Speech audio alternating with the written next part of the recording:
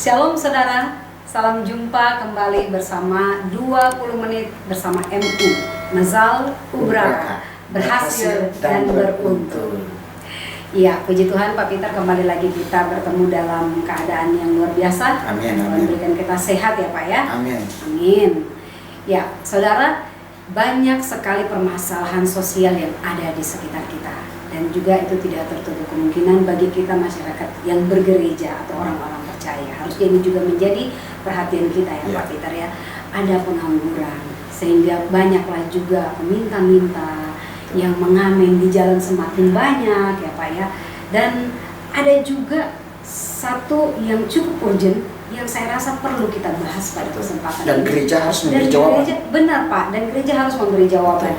Bagaimanapun kita hidup bermasyarakat, artinya bukan hanya Dan gereja tugas itu pemerintah. ada di tengah-tengah masyarakat. Iya, benar. Anggota jemaat, ya anggota masyarakat. Betul, jadi keterlibatan kita ya diperlukan juga, dan saya rasa mereka yang ditolong pada akhirnya nanti juga akan mengenal Kristus. Betul. Ya, saya percaya itu.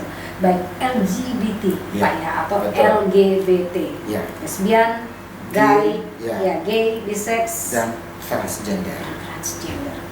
Salah siapa ini Pak? Salah siapa coba Pak?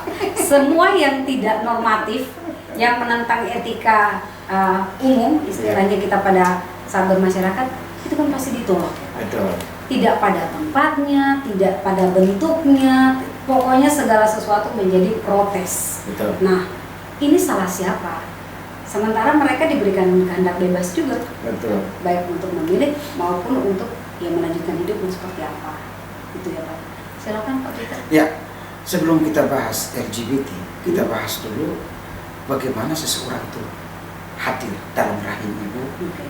dan jadi besar. Ya, kita mulai dari asal. Iya, sekarang dia memiliki profesi seperti apa, atau hidupnya sekarang ditekuni seperti apa, jadi seperti apa, itu kita harus tahu dulu. Nah, ada 3 pandangan. Yang pertama disebut dengan pra-eksistensi. Pra-eksistensi itu berpandangan bahwa jiwa itu ada di atas. Itu pandangan Plato, Socrates.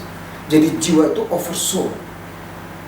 Nanti jiwa itu turun memasuki tubuh, jadilah sebuah kehidupan. Nah, ini banyak yang tentang. Pandangan kedua disebut dengan creation atau penciptaan. Pandangan ini berhubungan dengan penetapan keselamatan dan tidak diselamatkan.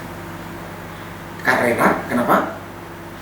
Pandangan ini bilang ini, waktu bapak dan mamanya bersetubuh atau kawin, lalu terjadi pembuahan, jiwa itu diciptakan Tuhan.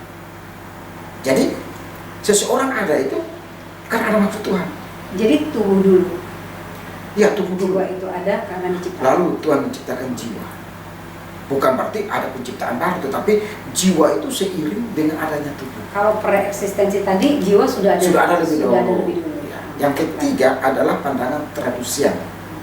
Pandangan tradusian itu bilang begini, di dalam benih laki-laki dan perempuan, ovum dan spermatozoa, itu ada tubuh, ada jiwa dan ada roh. Jadi pada waktu terjadi pembuahan, disitulah jiwa dan rohnya ada. Jadi langsung komplit. Komplit. Nah, oleh karena itu, misalnya begini, anak yang itu mirip bapaknya ya. Oh, seperti omanya, seperti opungnya. Karena ada penerusan raut wajah. Penurunan raut wajah. Itu tradusian. Nah, manusia itu diciptakan menurut Alkitab dari debu. Das. Das itu adalah debu putih yang bersih, bukan seperti debu yang berterbangan itu, debu di rumah di jalan raya, bukan. Tapi debu yang sangat putih, bersih. Sehingga kalau Bapak Ibu lihat orang dikremasi, itu setelah dibakar itu ada tulang yang putih. Iya betul. Saya pernah mengikuti itu. Jadi bagian-bagian tertentu dari tubuh kita itu ada yang hitam dipisahkan, tapi ada yang putih. Nah, itu yang disebut dengan das. Atau disebut dengan bahasa Ibrani itu afar. Nah, kita perhatikan bahwa waktu Tuhan menciptakan laki-laki dan perempuan, itu ada pemanaannya. Dalam kitab Kejadian pasal 1 ayat 26 dikatakan bahwa diciptakanlah laki-laki dan perempuan, men and woman. Jadi men itu menghasilkan woman, sehingga woman kalau disakiti sama arti dengan men menyakiti diri sendiri. Jadi kalau seorang suami menyakiti istrinya, sama dengan dia menyakiti diri sendiri. Apalagi ada statement dalam pernikahan, apa yang dipersatukan Tuhan tidak boleh diceraikan manusia, dan menjadi satu tuh. Nah, ini fondasi Kristen yang harus dimengerti. Nah, di ayat 27 dibilang men dan woman itu mulai dijelaskan fungsinya, male and female. Dalam bahasa Ibrani itu adalah sakar yang berarti tusuk, penusuk, dan nekva artinya ditusuk. Jadi jenis kelaminnya jelas. Jenis kelaminnya jelas. Sudah dipisah. Kalau tadi masih sebutannya men women, ini sudah laki perempuan doang. laki. Fungsinya male and female, laki-laki penusuk dalam bahasa Ibrani-nya sakar. Bahasa Ibrani-nya untuk perempuan adalah nekva, ditusuk. Nekva. Begitu. Nah, ini adalah desain original untuk hubungan seksual. Jadi Tuhan menciptakan. Jadi dari penciptaan itu, dari arti kata itu, fungsinya langsung dijelaskan sebenarnya kan? Nah, ini bahasa asli. Betul. Gitu. Jadi waktu saya bilang begini, oh itu laki-laki, itu keseluruhan dalam bahasa Ibrani Waktu saya bilang, oh itu perempuan, Isa, yang diambil dari laki-laki. Tapi waktu saya bilang ini, laki-laki itu sebagai kepala rumah tangga, laki-laki itu punya kelamin laki-laki jantan, maka itu adalah sakar. Itu perempuan fungsi sebagai ibu nanti, dan dia memiliki rahim tidak seperti laki-laki yang akan melahirkan, itu nekva. Itu jelas di bahasa aslinya tuh. Nah, gitu. Sudah dijelaskan dalam fungsinya, tapi herannya Pak ya. Di masyarakat kalau kita bertemu dengan ya saudara-saudara kita lah yang terlibat dalam LGBT ini, penjelasan mereka ya seolah membela diri atau pembenaran atas apa yang mereka telah pilih, tapi kan kita bisa memberikan pandangan-pandangan yang benar ya Pak ya.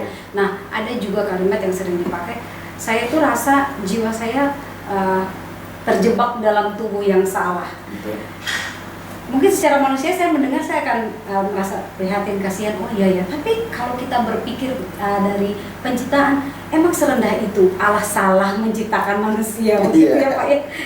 Sampai dia bilang jiwanya terjebak, tidak ada seperti itu. Kalau secara Alkitab ya, bagaimana? Ini pandangan salah siapa? Sesat. Oh iya, salah siapa? LGBT salah siapa? Betul. Salah yang melahirkan?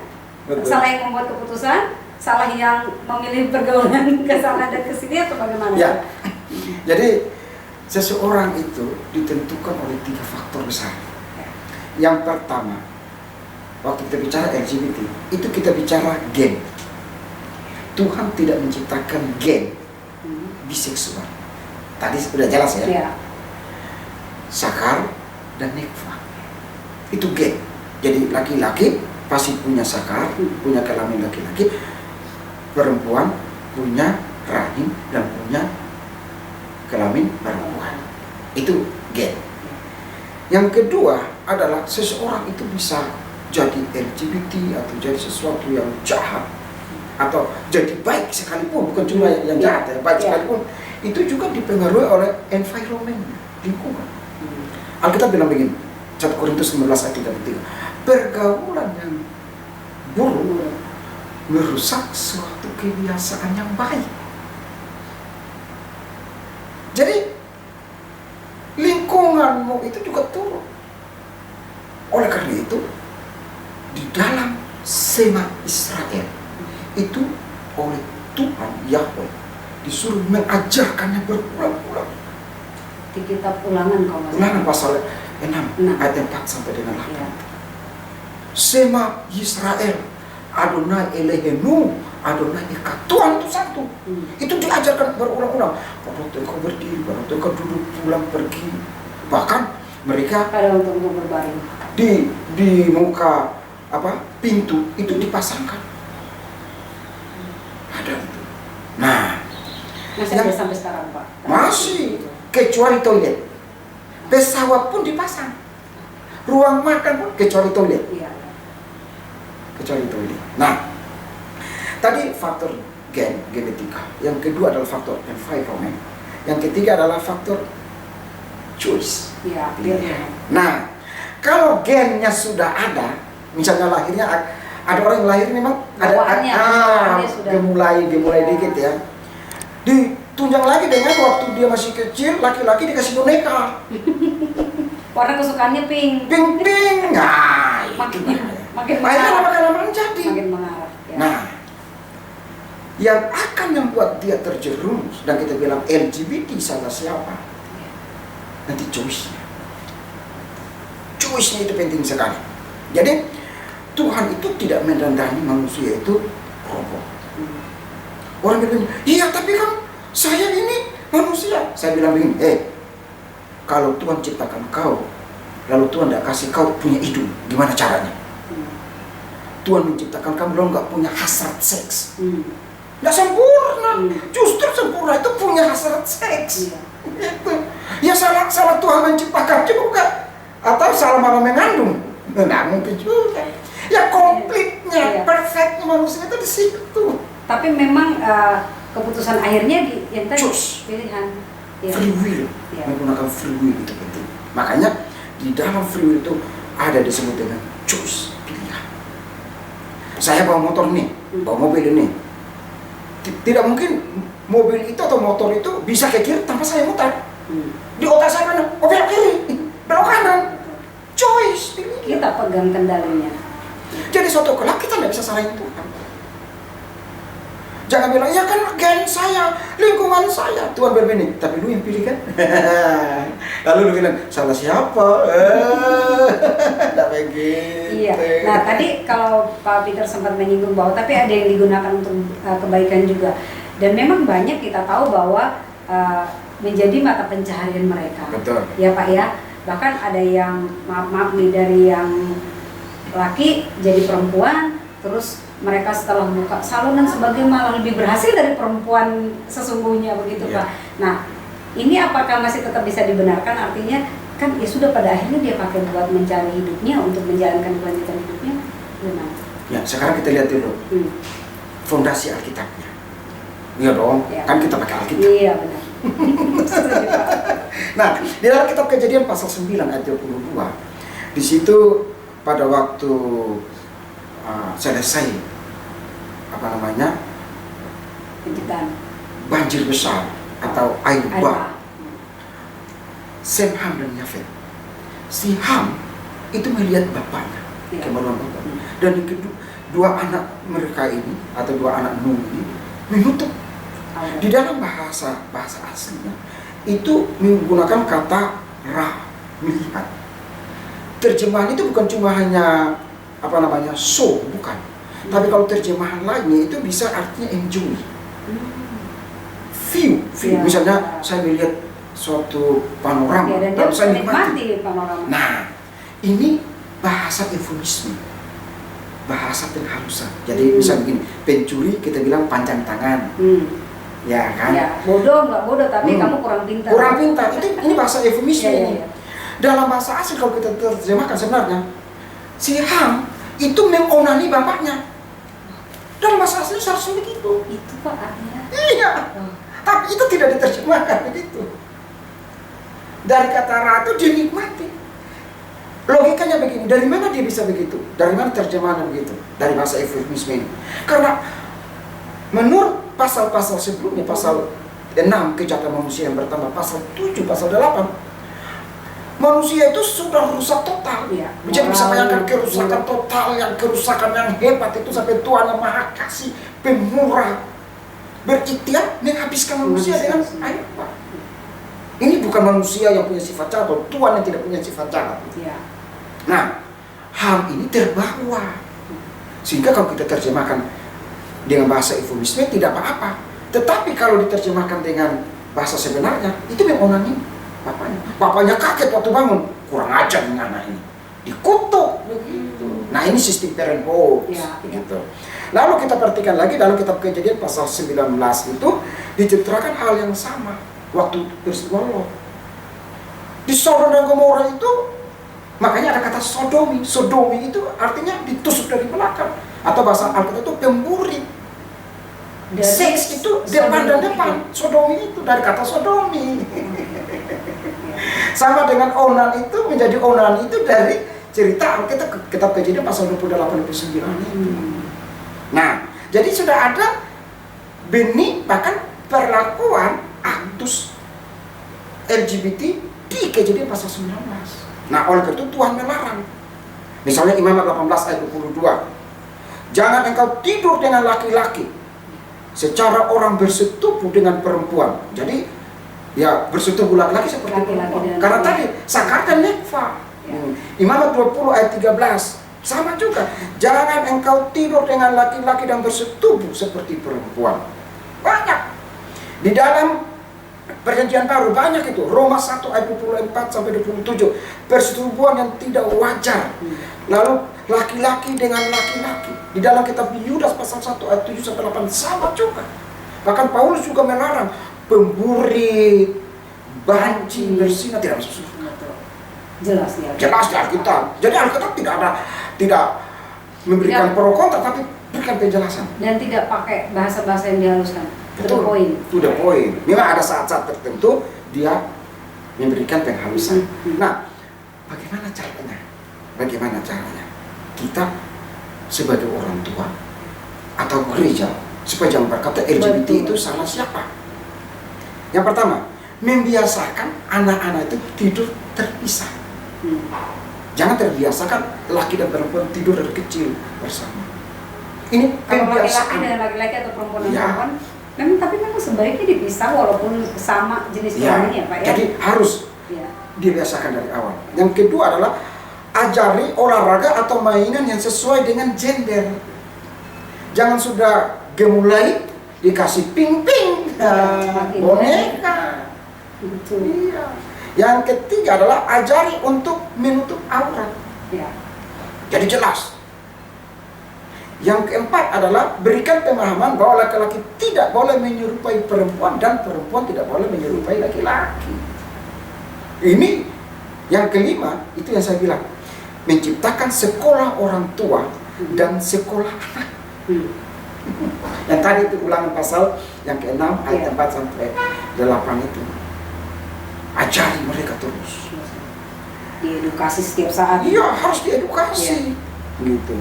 Nah, bagaimana caranya orang LGBT kita bisa bawa mereka ke pertobatan sejati? Pertama-tama itu. Sebentar, sebelum Pak sampai di situ. Membawa mereka kepada pertobatan. Berarti yang tadi apapun alasannya, mau dia berhasil dalam usahanya mencari uang dengan cara itu, harusnya dia bisa tetap melakukan usaha itu, tapi dia kembali kepada bentuk penciptaan.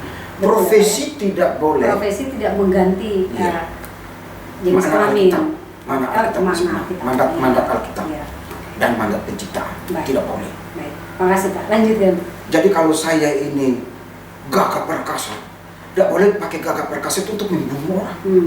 Itu profesi sudah salah. Ya kan, dia kan kuat. Jadi kalau dia jadi pembunuh, it's okay. Oh, tidak bisa. Profesi tidak boleh melanggar aturan dasar firman Tuhan. Nah, yang pertama tadi adalah bahwa dia harus tahu dirinya adalah diciptakan menurut gambar dan rupa Allah. Kita berikan gambaran itu. Iya, you laki-laki perempuan, lu berharga. Amin, amin. You tidak akan mati dengan penyelewengan gender itu. Lu tidak akan mati. Tuhan pasti pilih kau. Amin. Betul. Yang kedua adalah bahwa kita harus mengajarkan mereka jangan hanya feel guilty, tapi dia harus bertobat sungguh-sungguh. Karena, mohon maaf, ini dosa dalam daging. Ini dosa dalam daging. Ini bukan dosa biasa. Dan kita hidup dengan daging. Dan ini mengikat. Makanya kenapa ada banyak kesaksian bahwa mereka tidak bisa lepas. Karena ini flesh dalam daging. Dalam daging. Nah, oleh karena itu, kalau dikatakan LGBT sama siapa, kita harus kembali kepada potret Allah. You berharga, you diciptakan menurut gambar Allah. Terima kasih Pak Peter. luar biasa penjelasannya, kita jadi lebih jelas bahwa tidak perlu saling menyalahkan, tetapi perlu diberikan kebenaran. Betul. Edukasi, benar ya Pak ya? Ya. Luar biasa. Jadi kita kembali kepada gambaran Alkitab tentang penciptaan laki-laki dan perempuan. Dan gereja tidak hanya berteriak mujizat, Oh iya, persepuluhan ya. bertambah, Karena kebutuhan, tetapi gereja juga harus memperhatikan masalah sosial. Betul, ya. Supaya jangan ada kalimat salah siapa. Betul. Kebutuhan mereka adalah juga kita harus menegur dan menyampaikan, bukan dari kitanya, tapi mereka juga membutuhkan itu Ya. untuk diluruskan langkahnya ke depannya Pak Peter. Terima kasih. Sungguh luar biasa pembahasan kita tentang LGBT. Saya percaya ketika Anda diberkati, Anda juga akan menyampaikan berkat kebenaran ini kepada kerabat Anda, teman dan saudara dimanapun berada. Caranya dengan like, komen, dan Anda juga bisa share dan subscribe. Kami tunggu kebersamaannya di edisi-edisi selanjutnya. Tuhan Yesus memberkati. Shalom.